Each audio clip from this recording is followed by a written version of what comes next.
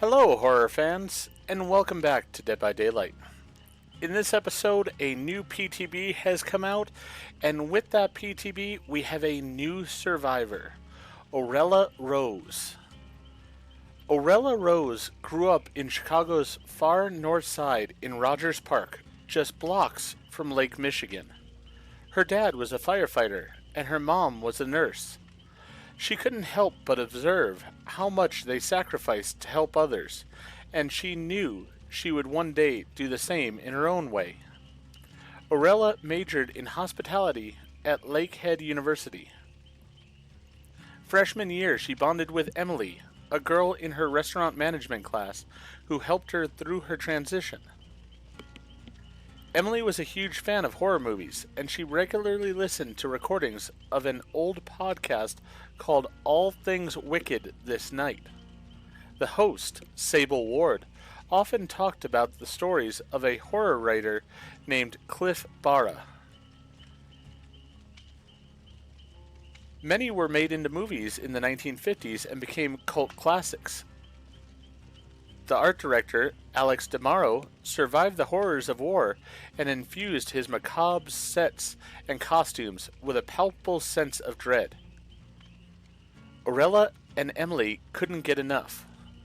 They hung out at the Hard Boiled Cafe, a coffee shop and bookstore with a 1950s mystery theme. They so loved the atmosphere, they made plans to one day open a themed restaurant of their own. They would create a dining experience that created the horror stories, characters, sets, and costumes of Barra and DeMauro. A place where people could escape their humdrum lives to spend an hour or two living on the edge. The idea so excited them, they created a haunted house for Halloween to try out those same ideas. They commandeered an empty college dormitory to build the haunted madhouse of Doom. On Halloween, dozens of students lined up to experience the terror of an insane asylum based on one of Cliff Barra's most celebrated stories.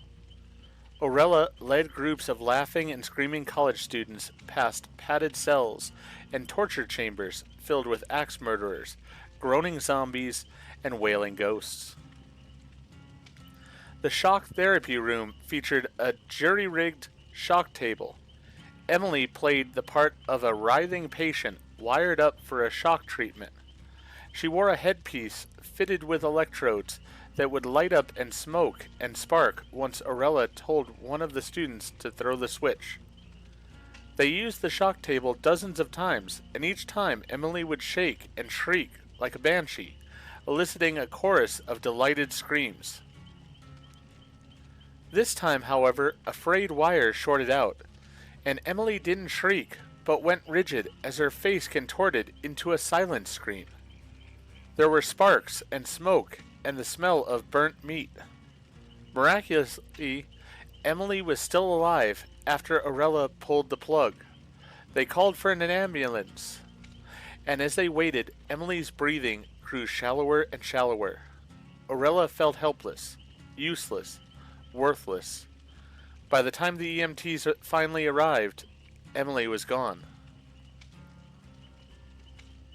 The very next day, Orela dropped out of college and started training to become an EMT.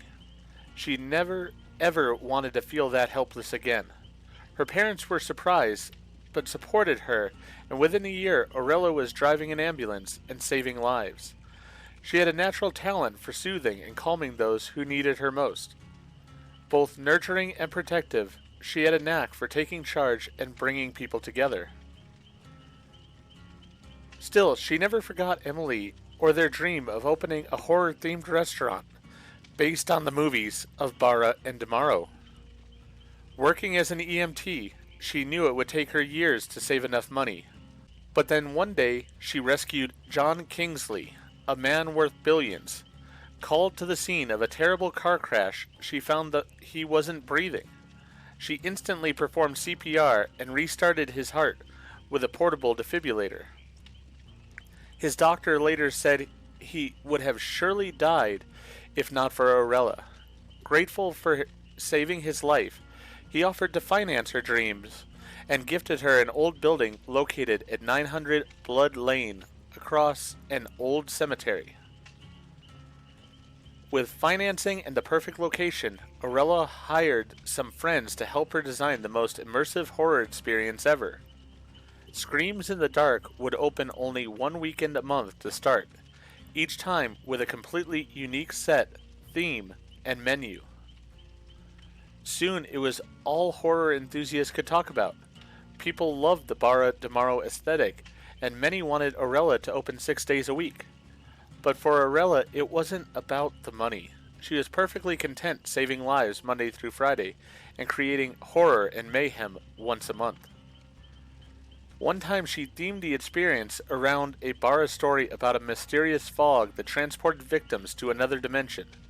Some believed the words in the story were cursed and somehow made readers disappear. She laughed those superstitions off until later that night when a black fog rose up around her. She hurried outside, but the black fog was everywhere. She froze suddenly and called out to her friends. No one answered. Then she heard cries for help, calling out to her from the dark. Orela didn't panic. She never panicked. She merely assessed the situation and pushed through the thickening fog until she froze with a sudden realization.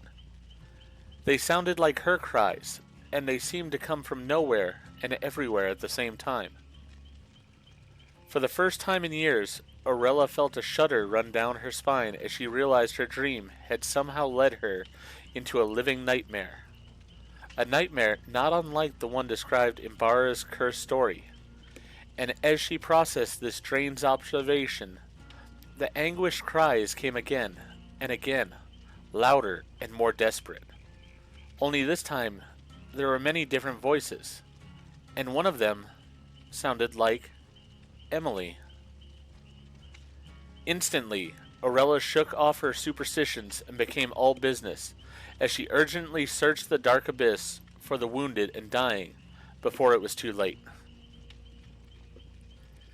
So that is the story of Orela Rose. If you enjoyed the video, please go ahead and click that like button. And if you've not already, please subscribe to the channel, click the bell icon, so that you're aware when I produce new videos in the future. Thank you, and I hope to see you back for more Dead by Daylight.